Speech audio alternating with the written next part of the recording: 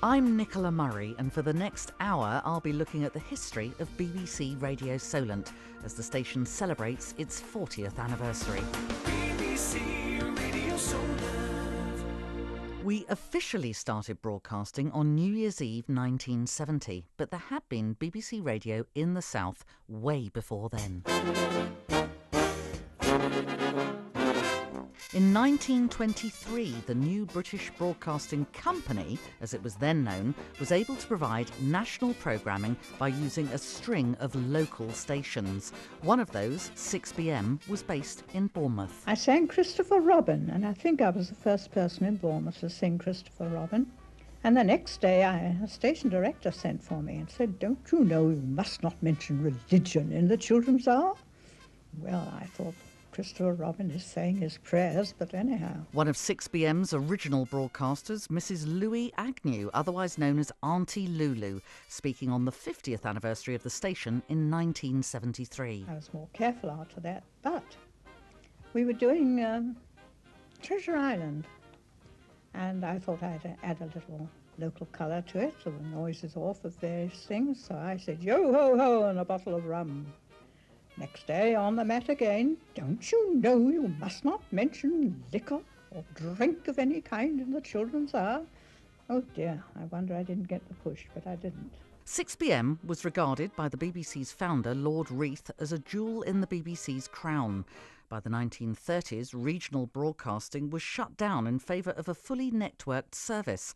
But in 1960, the government set up an inquiry into broadcasting under Sir Harry Pilkington. Initially, this committee was decidedly chilly in its attitude to the BBC's local radio proposals. The late Frank Gillard. Our handicap was that we had no means of demonstrating what BBC local radio would sound like. So we hastily set up 16 dummy stations in different cities and towns, and although we were not allowed to go on the air, we recorded their output and then compiled a demonstration tape from them, which we played back to the committee. Speaking in 1997 at the 30th anniversary of BBC local radio, he remembers his vision. I hoped local radio would play an active role in people's lives, serving every possible aspect of local life, right through to providing help in times of crisis. Southampton was chosen as the city to host the new BBC Radio Solent. The BBC already had a site in the city. BBC South had been providing regional television from the former South Western Hotel for 10 years. So radio studios were built in the same building, as the first chief engineer, Paul Goldstone, explains. It took a year to build the station. From scratch. We did a lot of help from BBC people in London, sent down professional groups of people, and we had our own engineers, and I had engineers on loan. One of the problems in South Western House was that the sound insulation between the floors was made out of packed cow dung. The date had been set for the launch of the radio station, December the 31st, New Year's Eve 1970. Work to build the studios was continuing, but industrial action by mine workers led to power cuts throughout the country. It was decided to put the new transmitters to good use by broadcasting public information messages. The general situation in the Radio Solent area is that districts F1, F2 and F3 will be switched off at 12 o'clock. And at the same time, power will be restored to areas E1, E2 and E3. We were still building all the studios and such like, so I thought, well, I can't interrupt what work is going on in the studios. It was done by putting the equipment to broadcast from, which was on a small lip microphone, as we call it, in my office. Power cut flashes and regular bulletins are given throughout the day on Radio Solent, 96.1 VHF, as well as an explanation of the coding systems at 6:15 each evening.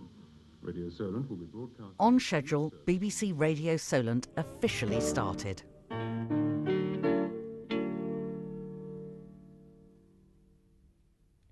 This is BBC Radio Solent on 96.1 VHF. We officially begin broadcasting in a minute's time at 6 o'clock.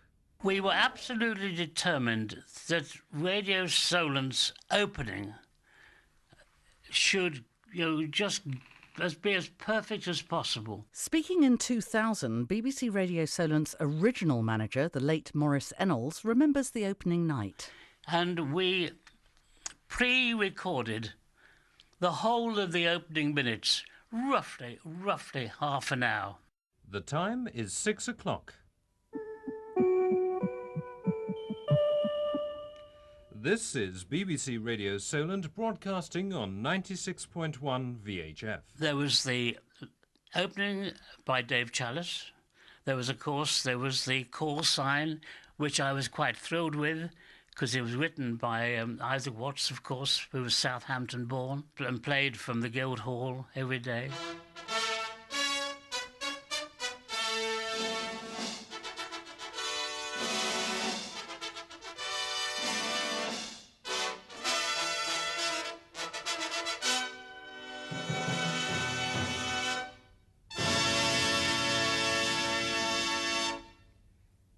His Excellency, the Governor of the Isle of Wight, Admiral of the Fleet, the Earl Mountbatten of Burma. I've been asked to inaugurate the BBC's great and exciting new venture, Radio Solent. I suppose I was asked because I'm the Governor of the Isle of Wight. And you may not realize it, but the transmitting station for Radio Solent is in the Isle of Wight. So we islanders have a stranglehold on it. We could go and pull down the mast and close down the transmitter any time we liked. And then the announcer sitting in Southampton would be talking into a perfectly useless cable. But this is very, very far from the thought of any islanders. We're delighted with Radio Solent. We're proud that they've chosen our island for the site for the transmitting station. Here was the big moment, and we all wanted to be there. And only a very few people were allowed to be there, only the essentials. And I never knew why that was. Now a professor at Bournemouth University, Sean Street was one of the original lineup at Solent. Years later, just before he died, I recorded an interview for Bournemouth University's Oral History Archive.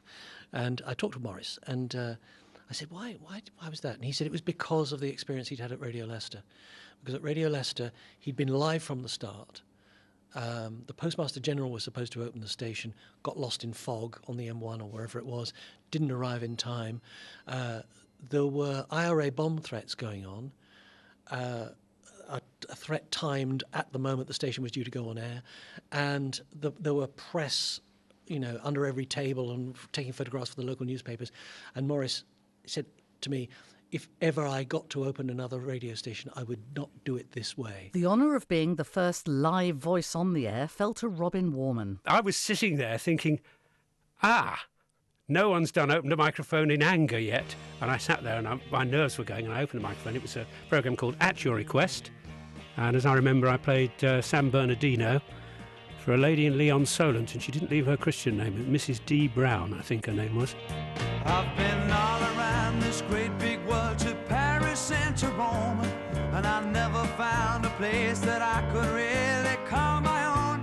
But there's one place where I know the sun is shining endlessly, and it's calling me across the sea, so I must get back to San Bernardino. It transpired, actually, that I did most of the first night's output, doing outside broadcasts from Winchester Cathedral, from the Peninsula Barracks in Winchester, from the King's Theatre Southsea, from various unattended studios that had been built by our engineer, incredible man, Paul Goulstone, all built with egg boxes and redundant BBC equipment. The third floor of Southwestern House had become one of the most technically advanced studio complexes in the country. Paul Goulstone again. We had Studio 1, which was the main studio. If that failed, you always had a Studio 2 reserve. And we had a window put in through the wall so you could see between the two.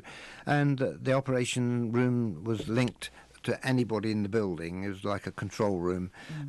You couldn't broadcast from there, but it was where all the telephone calls came in, and you linked them all up to the world. We added to bits and pieces of equipment all the time. There are some photographs online, I know, of the old studios. Paul Miller remembers using those original studios. Very difficult to describe them. They were designed in about the 1950s, I believe, and when they were installed in the late 1960s, they were old then, and they were only ever meant to last, so I was told anyway, about 10 years. But they ended up lasting 20 years, sort of. Very old-fashioned, very clunky, big switches, very noisy, everything used to click and clunk, but very reliable because they were built like battleships. And so in that respect, they very rarely went wrong. So what was it actually like broadcasting from those old Southwestern Hotel studios? Recorded in 1999 for his Goodland Century series, the late Norman Goodland spoke about his first programmes in Southwestern House.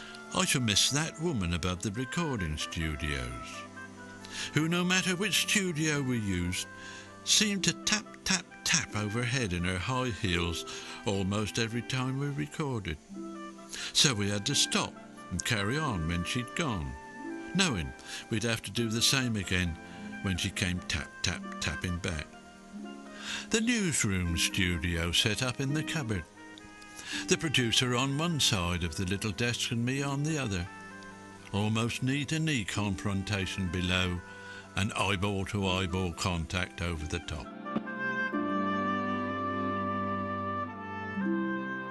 The programmes were an eclectic mix from gardening to jazz, cookery and light entertainment. Local radio loved punning titles. Professor Sean Street again. So the drive show was called Needle Chatter.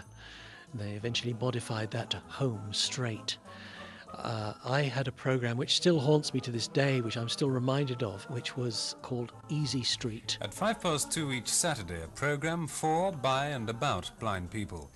We've called it Link, and we hope to some extent it'll be just that, a link between the blind and sighted. And a round of applause from all the people actually on the quayside. When we were about 75 foot up, the pilot said, "I don't think we're going to make it," and we began to lose height and settled down in the tree. And today, at 2:35 this afternoon, we shall once again be turning over the pages of the history book as we take another step towards the block at Whitehall in March to the Scaffold.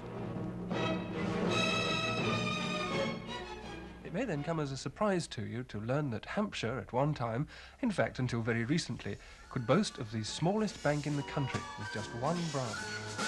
Hello and welcome to...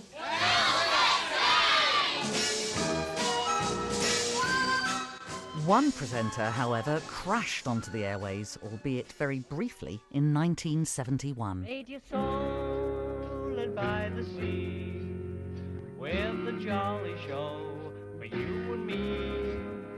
Cuddly Ken is in the chair, playing lovely sounds on the air.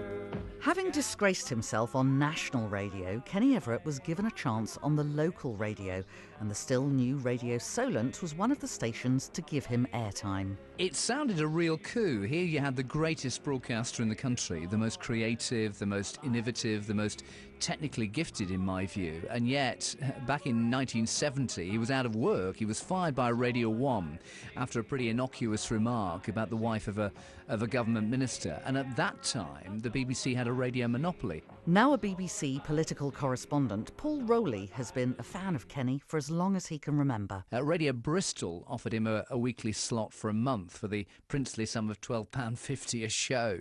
Word got round among local radio bosses, and so he did programmes for Radio Merseyside, Radio Nottingham, Radio Brighton, Radio Medway and Radio Solent. He had a 1-hour show on a Saturday morning in the autumn of 1971, so the station had the best in the business, but you paid him peanuts. It was a bit like Wayne Rooney turning out for Southampton in League One these days. It was quite a catch. The extraordinary genius of the man, the inventiveness of the man. The Imagine album came out around about the time that he was doing this, and he'd got backing tracks from the album because he knew all the Beatles and so forth, so he knew John Lennon and there's a track on there called Oh Yoko. And he'd got the backing track, and he'd written a jingle specially for Radio Solent. It's Radio Solent by the Sea 96.01. It's Radio Solent by the Sea 96.01. It's Radio Solent by the Sea 96.01. And a special day, folks, because here on the Cuddly Can Show, you can hear the whole new John Lennon album called Imagine. In fact, here's a track from it now. In the middle of the night. In 2001, Paul produced a documentary charting Everett's local radio years. In total, he was there for several weeks in the autumn of 1971. But all of a sudden, like everything else in his career, it came to a juddering halt because having been sacked from Radio 1, having been sacked from the pirate ship Radio London, having been sacked from Radio Luxembourg, in later years he was fired from Radio 2 in the 1980s. He was also sacked from this radio station, from Radio Solent. And Kenny was replaced on Solent by an up-and-coming young journalist. Yes, it was Richard Skinner, who then was 19 years old and straight from hospital radio. And he had to do the programme which followed Ken's. On Radio Solent, Radio Solent, Skinner is playing records all around the place for you. I wasn't really up to it. That was the strangest thing, having to follow Ken, such a sublime professional. I tried my best, but it wasn't Ken. Richard Skinner is the greatest DJ in the world. But as a result of that, Richard was heard by Roger Gale, who, funny enough, is now a Conservative MP. But in those days, he was editor of Newsbeat on Radio 1.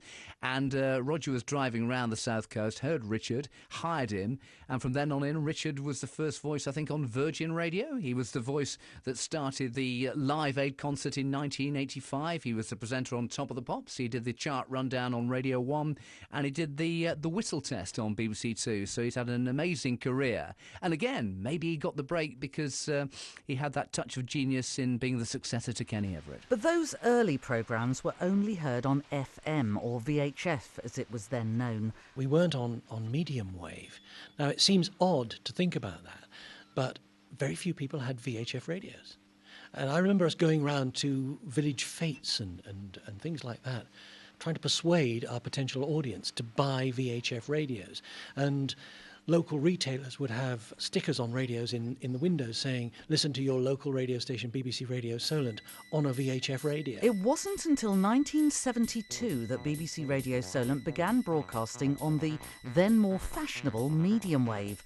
Dave Chalice was programme organiser at the time. Well, the medium wave coverage won't be as extensive as our VHF coverage area. As you know, our VHF signal from Rowridge on the Isle of Wight does go a very long way in local radio terms, certainly much further than the editorial area that we serve, that's Christchurch, Chichester, the Isle of Wight, Winchester.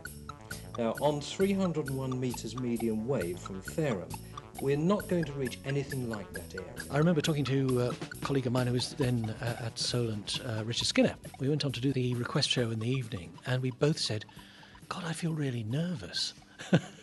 Because there are people out there listening now. You had this sense at the very beginning that you weren't really sure whether they were there or not. In 1975, BBC Radio Solent faced a previously unthought of challenge, competition.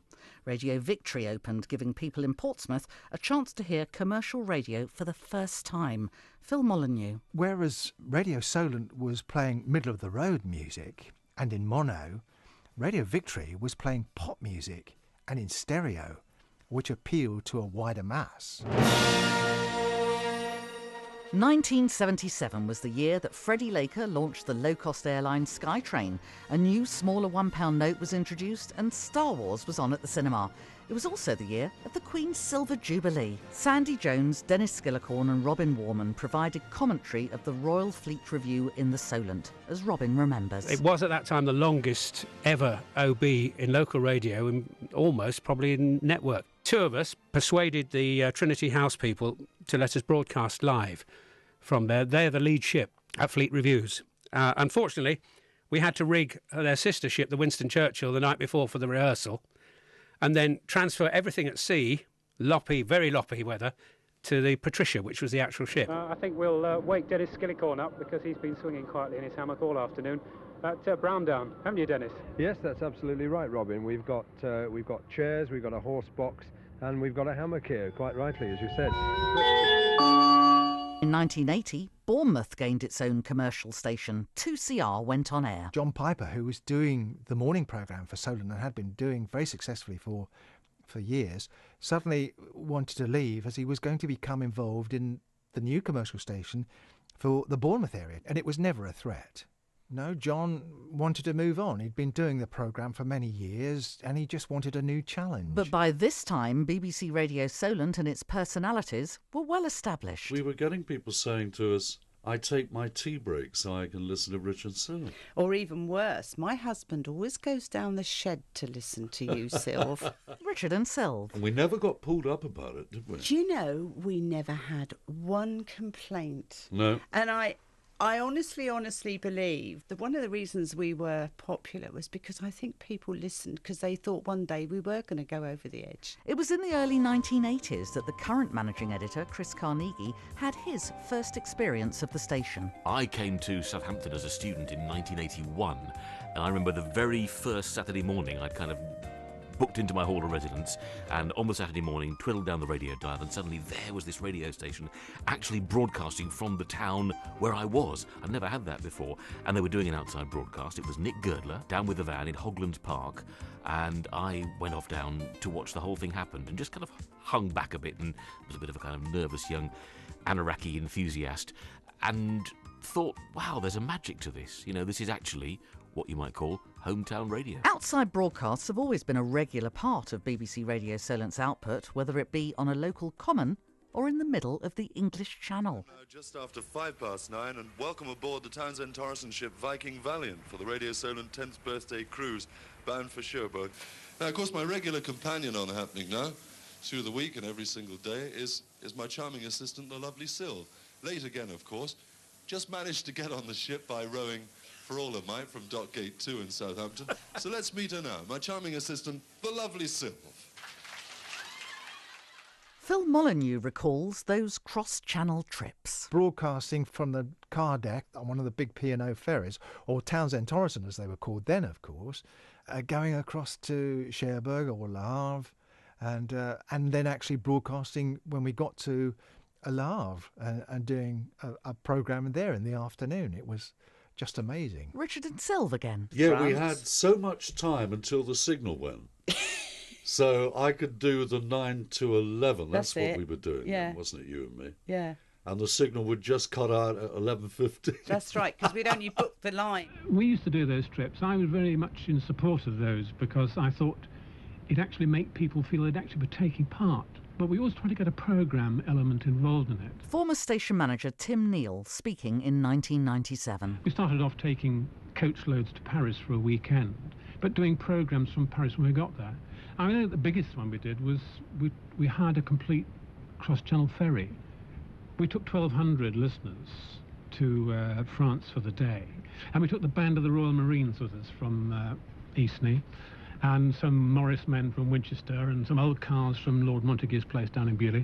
When we got there, and the ramp went down, and 1,200 people poured into this small town, the Marines actually refused to march in close order because the traffic, absolute chaos with the traffic in this small town. The police had promised complete help. They didn't turn. There were no French policemen in sight at all. I said to the bandmaster, "Look, you'll have to close ranks because you're wrecking the traffic plan here." And he said, "Sorry, sir, Marines never close ranks." BBC Radio Solent. Throughout its history, the BBC Radio Solent newsroom has been pushed to its limits by the biggest stories, and not only those that break in the immediate area. The dispute centres on the dependency of South Georgia, 1,000 miles southeast of the Falklands, close to the Antarctic. A group of Argentines landed there to do work for a Scottish firm, dismantling an old whaling station on the snow-capped island, once a thriving whaling base. In 1982, Britain went to war with Argentina over the Falkland Islands in the South Atlantic. That was a very moving day. Robin Warman. I remember driving down from my home down the M27, and it just looked as though what perhaps D-Day must have looked a few decades before.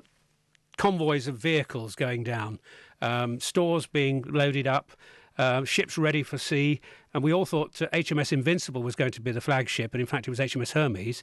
We then went on to the Hard as the ships started to sail out on deployment. The soldiers are there leaning on the safety rails and waving, and I suspect wondering where next. There'll never be another sight like this, the world's largest liner, absolutely stuffed with troops, 3,000 of them, taking its leave of its home port, Southampton. They're climbing on every piece of equipment that they can find. They're in the lifeboats. They're in what used to be the penthouse, where you had to pay a fair deal of money just to go on a cruise. This cruise is courtesy as one of the signs on the ship says, courtesy of Maggie Thatcher. A lot of them, nearly all of them, would never have gone on QE2 except for this Falklands crisis. Of course, everyone said, they'll get 25 miles out to sea and then it'll be called off and they'll never have to fight. And people were quite buoyant. And I remember some little lads who were on the shingle in front of me. They were playing with a little boat in front of them, and I thought, well, there you are. That's on a small scale what's been happening in the dockyard.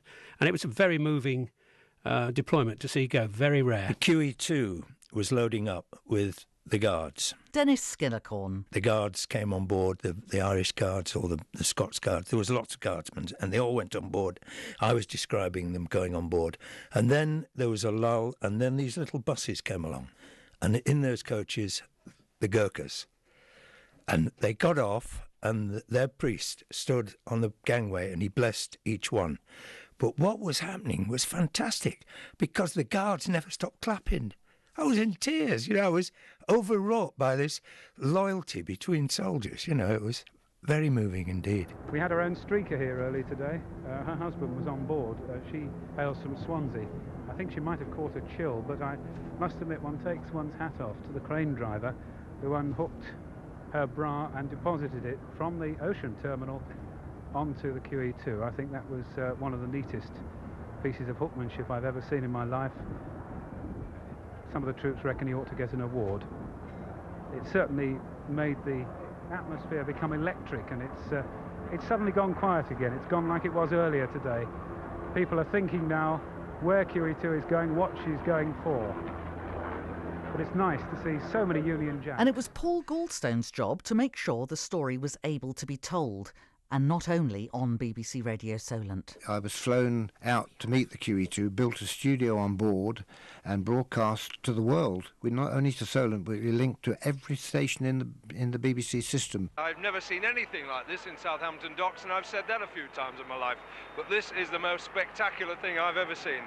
Prince Charles flew over here, they all knew he was up there, and they give him a big roar and a big wave. But the shoreline opposite to me, along Marchwood Power Station, is crammed with people. There are far too many boats to count. And just behind me, a terrific sea, an absolute, well, more like a forest really, a forest of banners and flags and hats and everything. And all these little boats are now putting up their flags, all dressed overall, and individual messages, welcome home to Mike, to Mark, to Lee, to Gary. And I understand, if someone already hasn't mentioned it, that 55 people have come just to see one Royal Marine. But the air's full of helicopters, it's full of balloons, it's full of spray now from the tugs. And it's really quite unbelievable, Robin. I won't hog the scene. I'll hand back to you on the camera. Coming back on the QE2 and the Canberra and things that shipped, and the Hermes and the Invincible, did the warships as well, was a most memorable time, really. Especially the Canberra came back into thick mist. Nobody could hog this scene. The only lady who's hogging the scene here is Canberra. Rock on, Tommies. Welcome home, sweet home. Wee white whale. She'll never be called a Canberra again. They'll have to put another name underneath. They'll have to call her White Whale. Hurry home.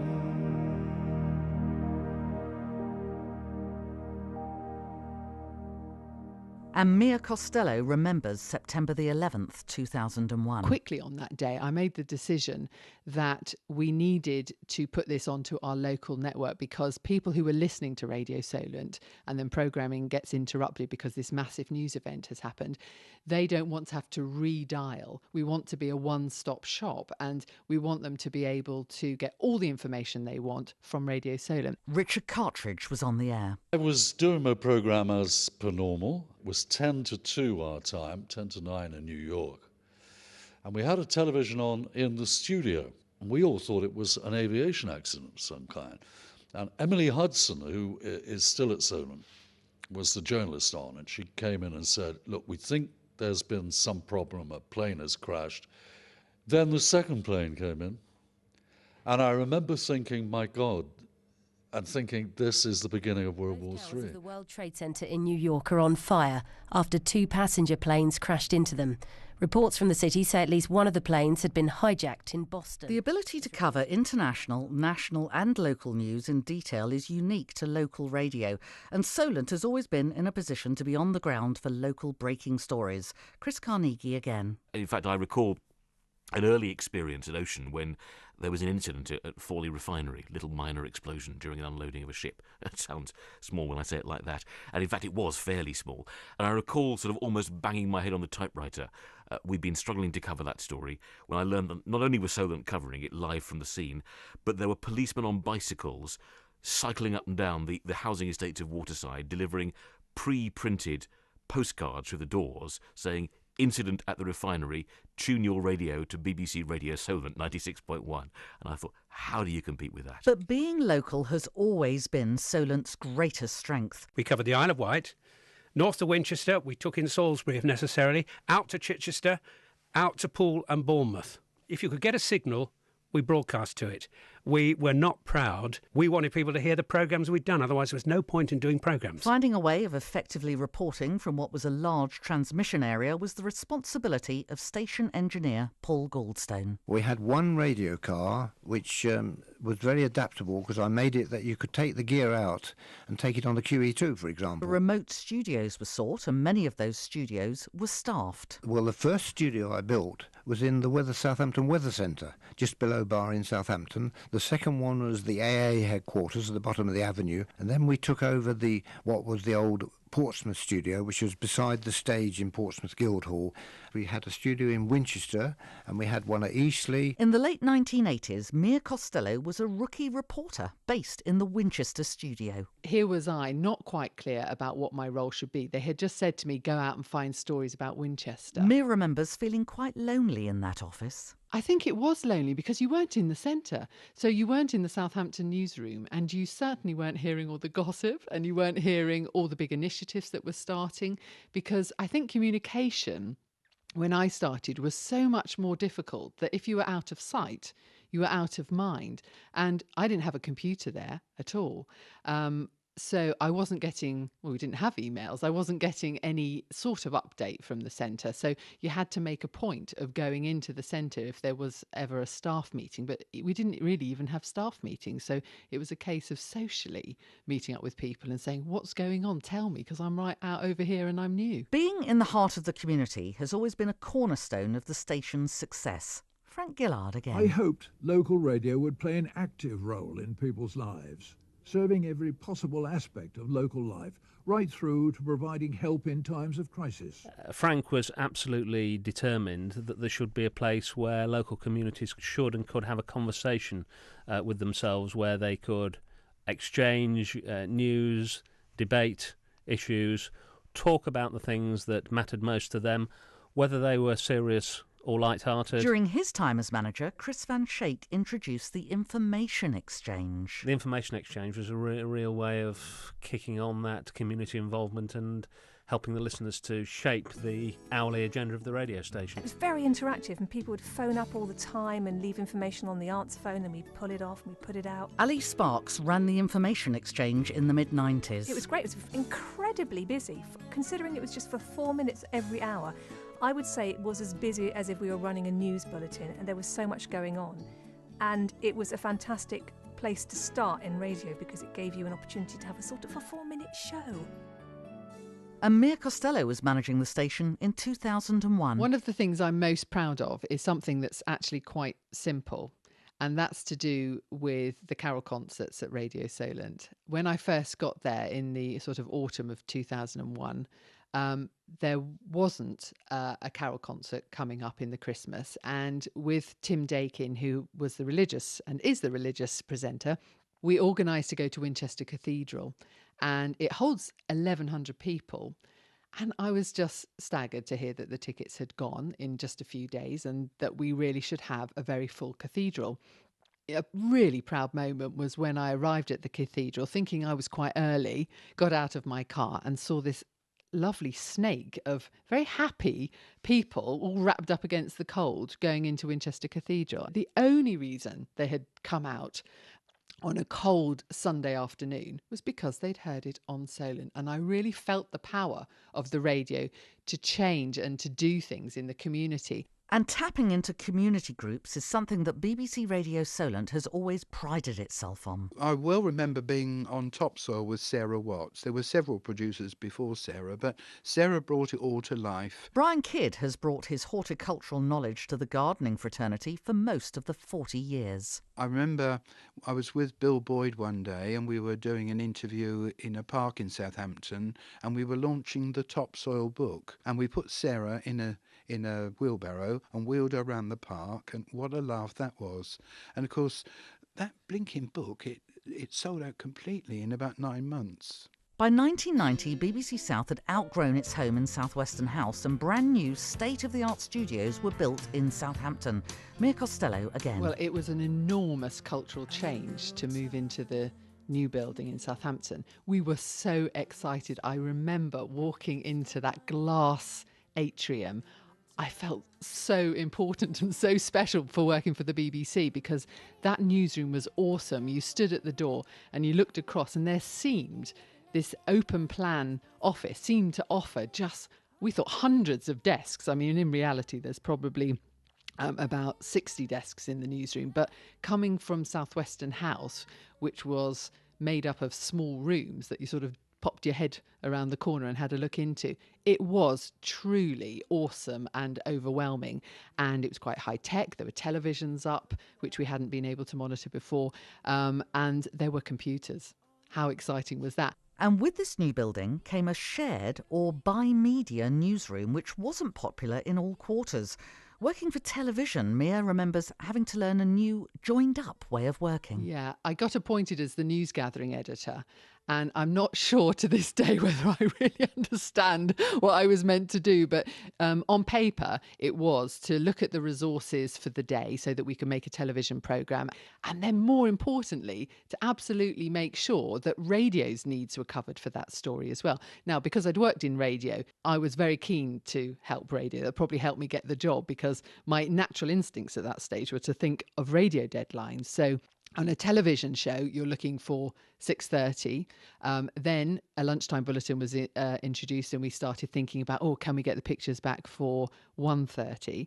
But in my head, I was already thinking about radio, because that's the culture I'd come from. So I was thinking about their bulletins.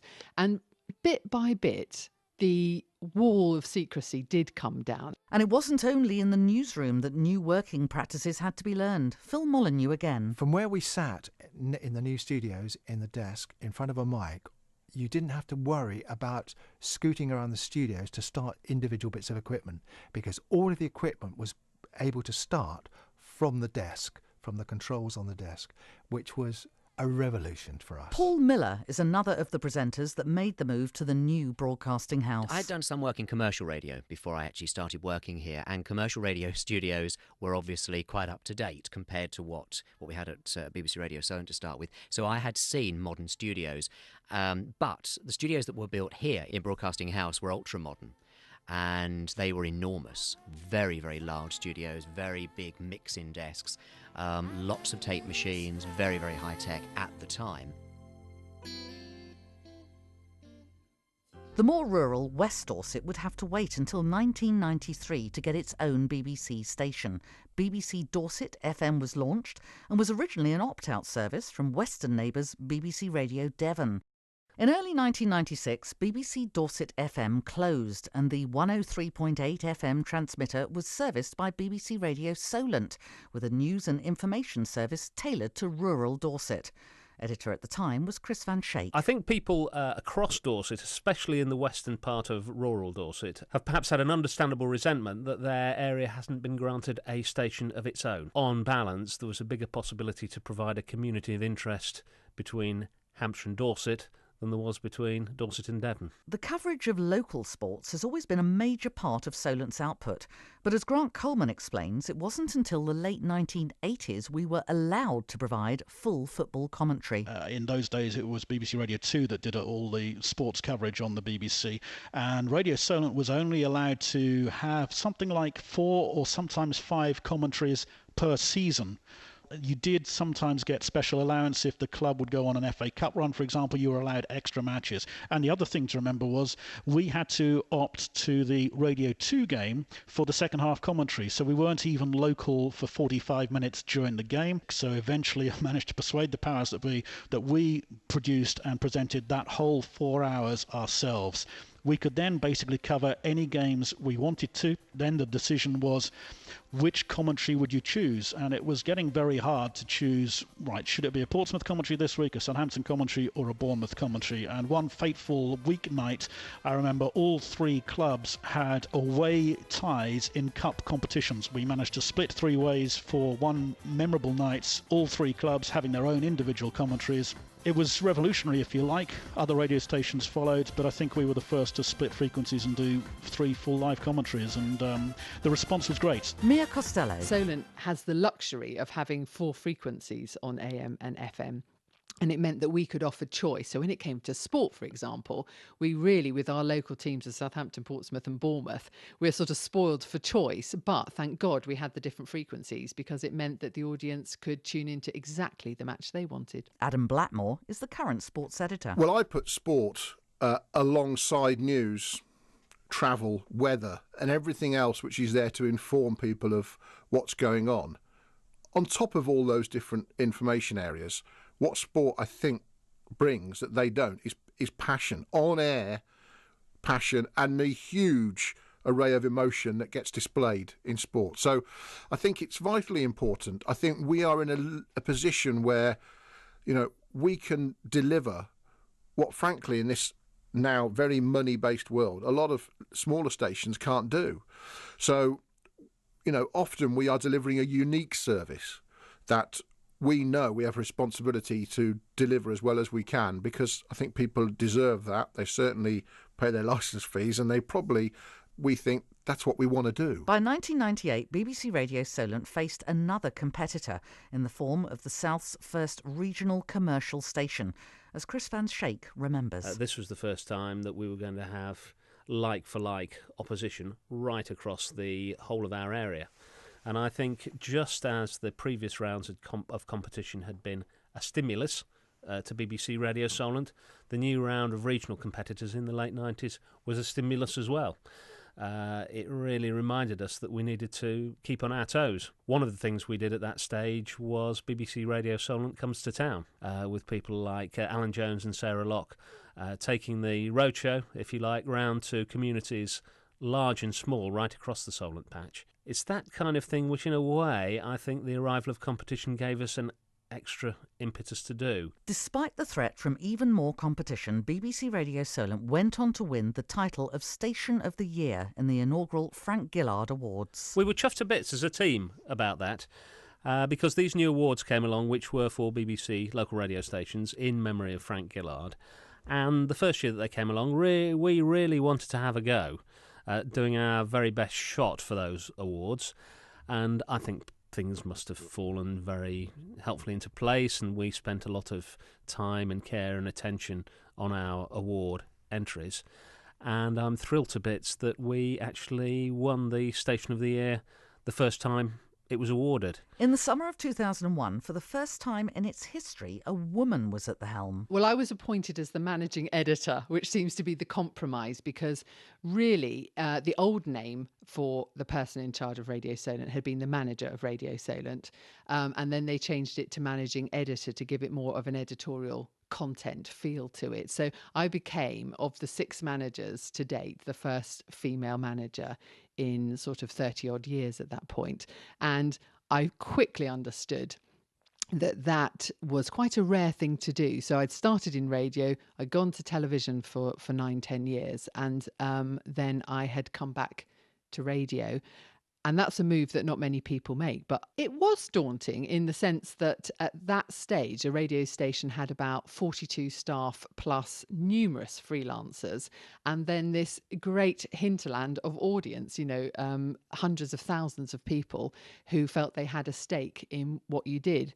So it was very much under the spotlight, and whatever you did the audience wanted to have their say in it. So it was daunting, but because I genuinely had a passion for the people who worked there, for what the station was about, I liked the station, and that's really key if you start to manage a radio station. I actually started to have a lot of fun. It's a big station. It covers Hampshire, Dorset and the Isle of Wight. There are a lot of listeners. There are a lot of resources to swing around, but actually, it's very purposeful. Solent knew what it was about, who it was catering for, and that was a real pleasure and a real delight to be part of that. Later in 2001, the staff were about to embark on the biggest change to their working lives for over 10 years. Playing out our output from computers was an enormous challenge for the whole of the BBC local radio network. At Solent, it was greeted initially by the presenters largely with some trepidation, because radio had been done in a certain way for decades and decades, and really this fundamentally changed the way that presenters would output their programmes and how reporters would contribute. Under the new system, practically everything was on a computer or another screen, and people like Nick Girdler and John Cuthill, who took to the system like ducks to water, really led the way and gave a huge amount of confidence to the rest of the team. And when you see the benefits of digital playout and how quickly things can be turned around, that you're not there with a Chinograph pencil and tape and cutting a tape and then losing the bit that you want on the floor, you know, life suddenly seemed so streamlined and so much easier. And in the end, most importantly, a better product for the audience. You couldn't help but be won over. In 2006, changes were to be made to the station that would cause controversy. Peter White explains. There was a rather mysterious memo that went round which said that we don't want to hear too many old voices on the air. Now, this wasn't aimed at presenters, at least I'm pretty sure it wasn't. This was about listeners. And I just thought that was wrong, and it wasn't something... I was told that, you know, we'd seen it out of context, but we didn't see it out of context. I don't think that is something you should ever say in context or out of context. Mia Costello again. The audience really are the owners of the station, so if you do dare to change anything on the station, they will have their say. And so it should be. It's the audience's station. Nobody really likes change. And what we were trying to do with Solent was to allow the station to grow by evolution and not revolution.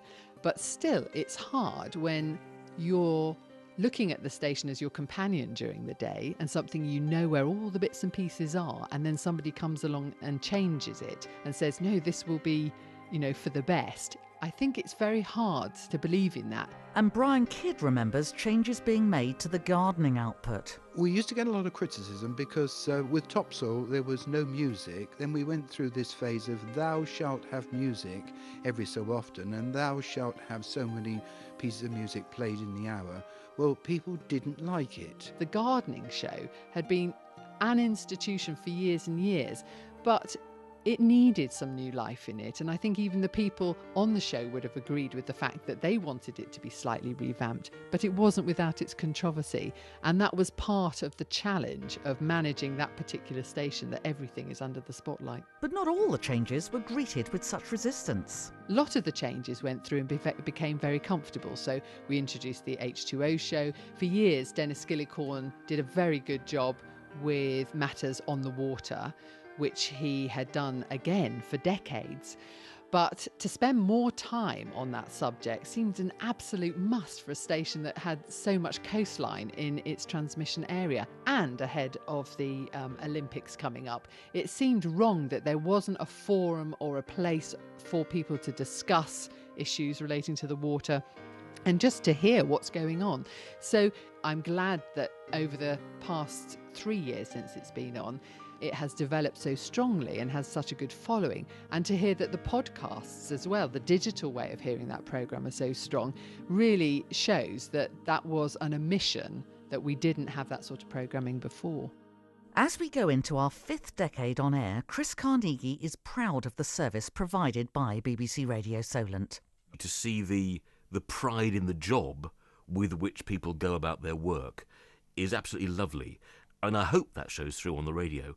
But actually, It's when you watch somebody, crafting a radio report, with real kind of love and attention, or staying late at night to make sure that they can, capture the voice of somebody who they've been trying to track down for ages.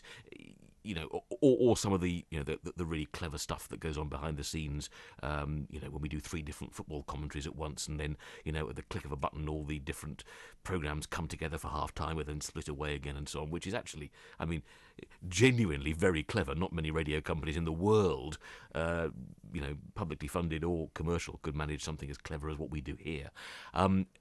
I don't think it's till you get on the inside that you really can feel the buzz and sense the kind of specialness of the place. But it really is special. I think what BBC Radio Solent does now is more important in some ways than it ever was. 40 years ago, we were all there was, if you like. And that made us extremely important. If there was a big incident, then the only place to go to hear it reported was us. We've been through 40 years of huge upheaval in the radio industry, and now a lot of radio stations are, if you like, brands before they are local radio products. But we're still the place you go for local voices, for local stories, for the essential local news and information. And actually, something I'm increasingly becoming aware of, for local surprises. If you want to twiddle down the dial and actually find out something you didn't already know about a place that you do know, or a person who you might meet in your shopping centre or down your street, increasingly this is the place to do it. We have a fortunate position in that, we have a talented and well-trained team of people who have years of experience and in-depth local contacts behind them. And I think that a station like this stands as a beacon of uniquely local, proudly local output on the radio dial. Oh yeah, babe, to see you again. Winter, spring, summer, or fall. Now all you got to do is call, and I'll be there. Yeah, yeah, yeah. You've got a friend. This is BBC Radio Solent on 96.1 VHF. We officially begin broadcasting in a minute's time at 6 o'clock. You may not realize it, but the transmitting station for Radio Solent is in the Isle of Wight. So we islanders have a stranglehold on it. Now we can just see the first policeman, the police escort, driving very slowly up. And I think they're coming now because... Good evening, this is Brian Collins with the first edition of Solent Reports, a roundup of news and views from the south. The royal blue banner, and he'll come towards Her Majesty the Queen in blue. He shakes the hands of Her Majesty. He will be handed the trophy made by a Bradford firm back in 1911, and it now belongs to Southampton. It's the way I like to see the Solent. There's a force 4 blowing, gusting probably to 5 down this end, and the boats are bobbing up and down, and there's a steady stream of people now walking along the beach, but we're in a special enclosure. Ring out. LG Flatron crosses the finish line, and LG Flatron has won leg 7 of the BT Global Challenge. A hero's welcome for rhyme and reason from around 200 local people in the village of Whitsbury, just outside Fording Bridge yesterday lunchtime. And in front of me, we can see the first timbers of Mary Rose breaking through the surface.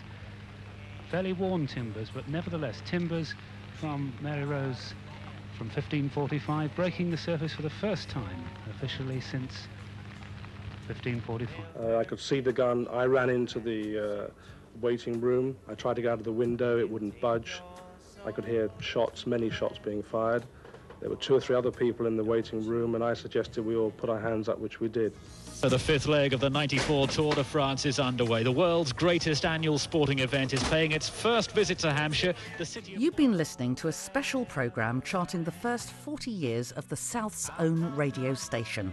I'm Nicola Murray, and the BBC Radio Solent story was researched and produced by Neil Sackley. I wanted radio to immerse itself in local affairs and let listeners hear and take part in interviews, discussions, debates, talks on local issues, religious contributions, phone-ins, It was to be spoken word broadcasting, not just an amplified jukebox. You've got a friend.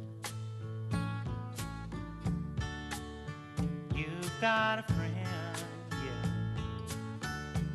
Ain't it good to know you've got a friend? Ain't it good to know you've got a friend? Oh yeah.